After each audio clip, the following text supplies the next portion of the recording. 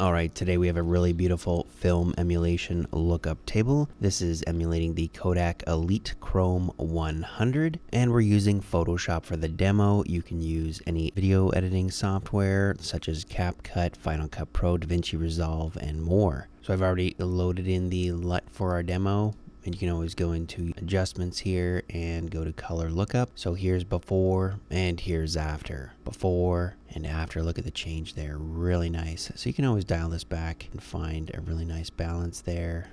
Go about 75. Looks good. Before and after. Really beautiful colors and tones. And I'll leave a link down below so you can download and try. And if you're looking for more lookup tables like this, you can get the full film emulation collection. So let's open this up. And you can see here we've got the Kodak film emulation lookup tables here. And we've got E-Chrome E100. This is the same thing. Elite Chrome 200 right here.